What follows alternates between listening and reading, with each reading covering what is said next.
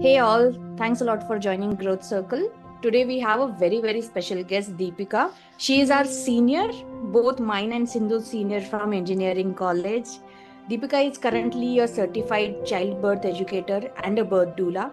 She has been empowering multiple women navigate their journey through motherhood and pregnancy with confidence. Let's hear her story. Hey Deepika, thanks a lot for joining Growth Circle. Sure, of course. It's been over 15 years since we had this face-to-face talk, but it's always good to see you all. I'm a certified childbirth educator, a birth doula, an infant and young child feeding program educator, and I teach families, expecting couples and young families on, from bump to beyond, like from taking care during the labor, delivery, their coping mechanisms, and the postpartum.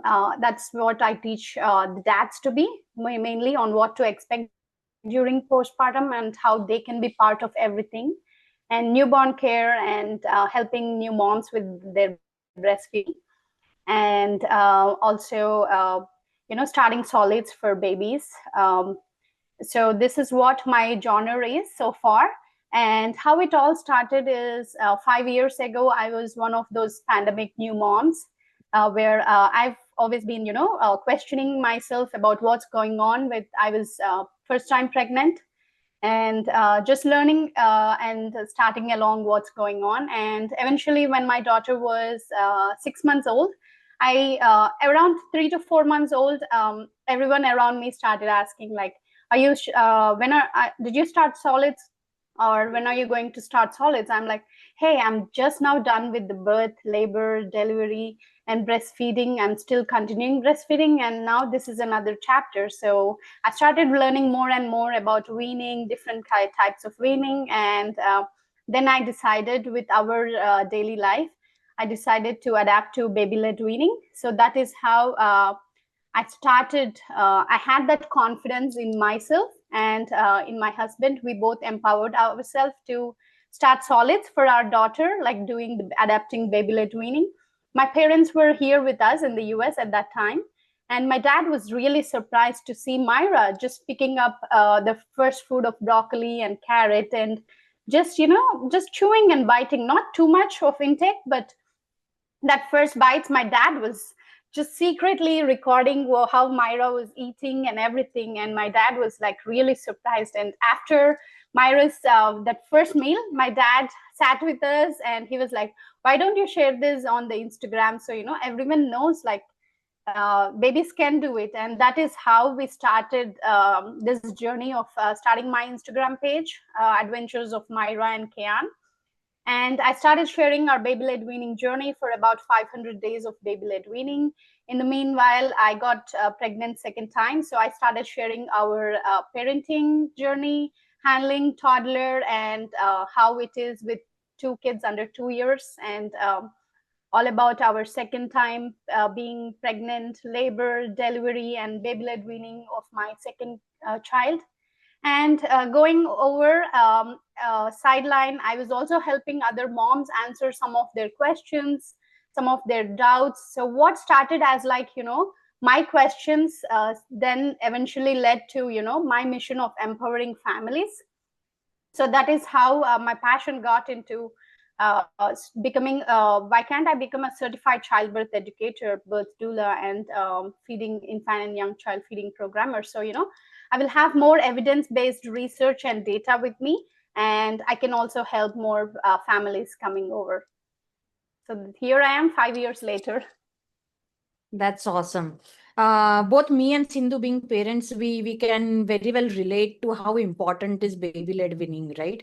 So when you got into this area, Deepika, how did you decide that, this is something that you want to empower others with? Because if you look at it, our previous generation did not really bother much about all these aspects of, what you should be doing during pregnancy, after childbirth. How do you train your kids? Many a times they look at it that, why are they even doing all this? We took care of you pretty well, but you guys are very particular about each and everything, right? So what made you, or what gave you that confidence that this is important to be educated to all the new moms? So being away from family, living abroad, I have been globally exposed to our neighbors' kids who just eat by themselves from 1.5 years, 2 years old, and I've also seen babies around 7 to 8 months. Just I was sitting in a cafeteria, and the mom was just she took pieces of the food and put it on the baby's tray, and I was really astonished. Like, I was about 23 years age at that time, and I was really surprised looking at that baby just picking up the food and eating by themselves. So I think all these coming together, like, and when I meet our kids, like in any of those social gatherings with Indian kids, I felt like the mother has to feed them, just running behind them, and they're forgetting the whole point of just living in the moment and enjoying that party. And instead, they're being there behind their baby and feeding the kid. So I felt like there is some connection that's missing. And that is how I started looking more and more into like baby led weaning, where babies can start eating on their own. And when I started my research on this, I felt like we need to trust ourselves and trust in the baby, and also to have those soft boundaries in the family. So, you can know that your baby can do it if you serve the food safely, age appropriate, and be there and eat along with the baby, same food, same time. That is how you can do baby led weaning. And when we started baby led weaning with my daughter, I felt like, no, I need to show this to the world and say, like, hey, this is possible. Even though if you are, no matter what, if you're a working parent or if you're a stay at home mom, you can do it. And this is going to take that ease off. That is how I felt it needs to be done. Sure, that's amazing. Now, when you say that, you have to educate or you have to let the moms know that, this is something can offload you at a longer term. Do you typically educate only the moms or do you educate their partners as well, Deepika? For my childbirth prep workshops, I stretch more on, like, hey, we need the birthing partner to be there, like dads to be there in the workshop. So I always tell and empower the dads to be like, how they are the coach in this labor and delivery time. Like, it's not just the mom does not have to do it all by themselves. Like, this is a partnership that mom and dad, they're doing it together. And I always try to empower the dads, like, hey, this is this is your duty, like how you can adapt to those coping mechanisms, how dads can I always ask dads to do the practice of the breathing exercises, so they know, like, they are prepared. And I also give all those massage strokes instructions for dads to be, and tell them like how they can just not just standing there during that labor, delivery, and newborn time, and how they can be involved in all those and help the new mom cope up with the labor, delivery, newborn phase.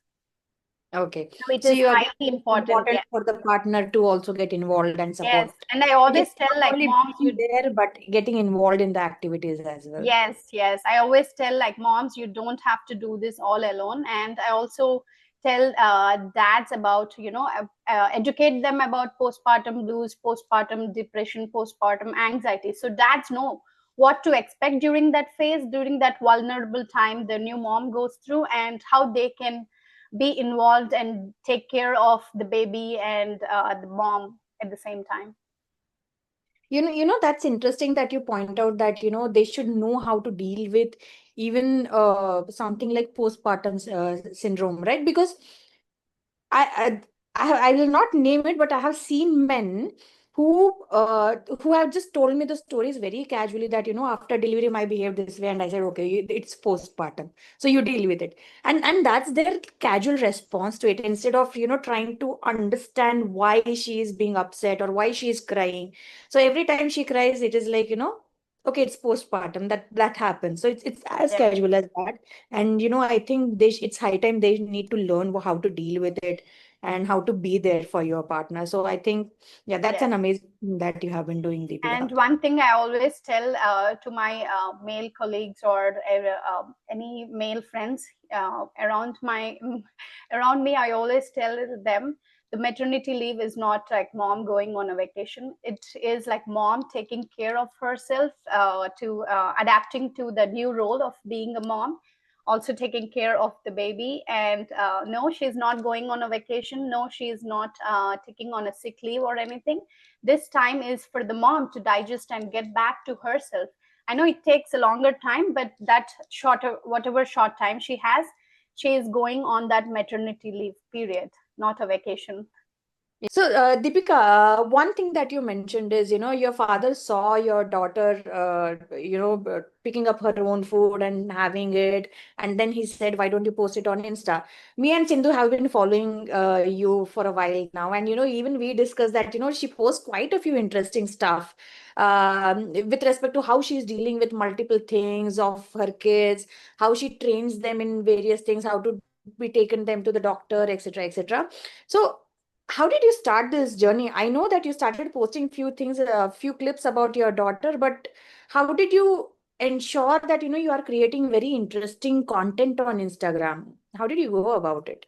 So I always focused on being real, not just for the reels or anything. And many fellow parents and fellow moms and grandparents, new grandparents too, they all used to, connect with my real life scenarios. And it's not like a cakewalk, just trying to take your child to a dentist.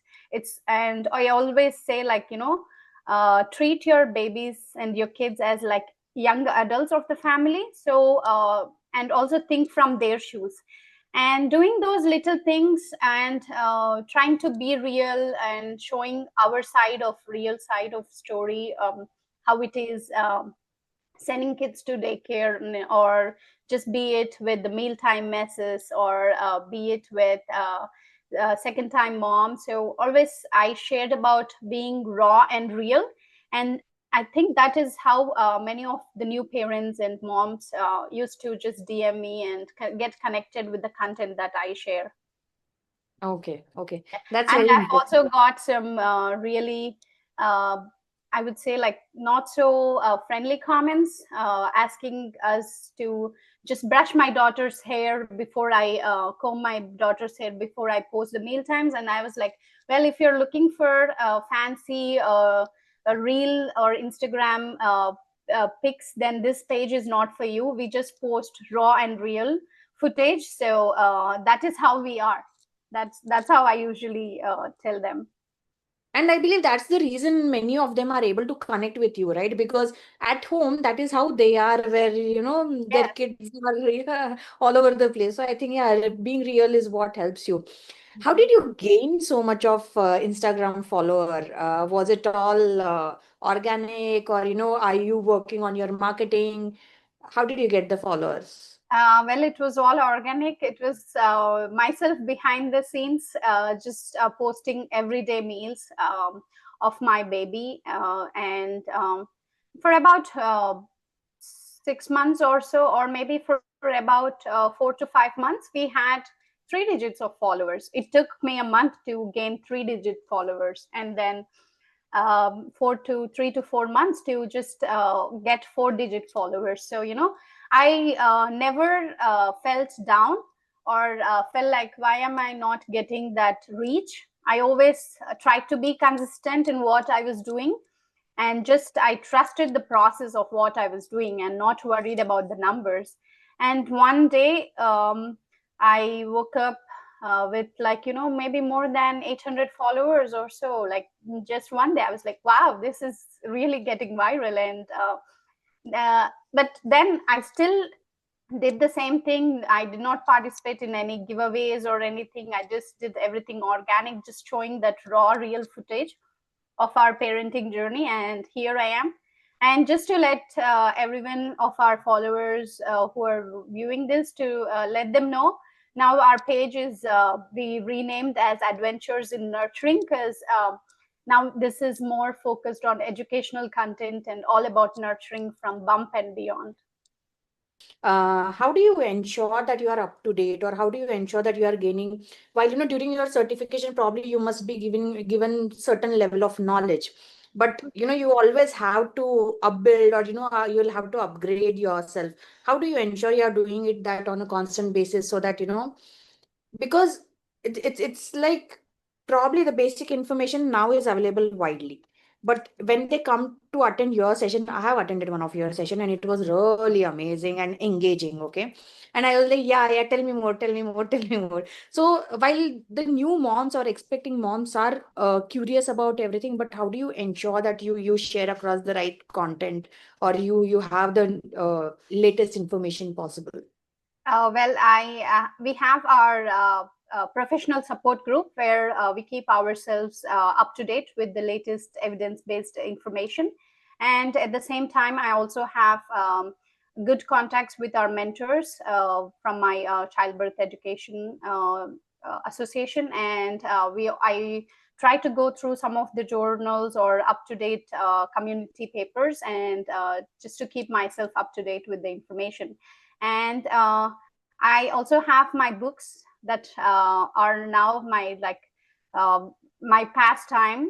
That is what I do, just going through the books, which I never thought I would do that. But I was on a 12-hour flight journey, and those books just kept me engaged. And that is how I just this is all like, I love learning more, and I also love educating all the new parents about it. So this is like, okay, come on, stuff it with more knowledge. I would like to know more and more about it, and that is how I just keep myself up to date.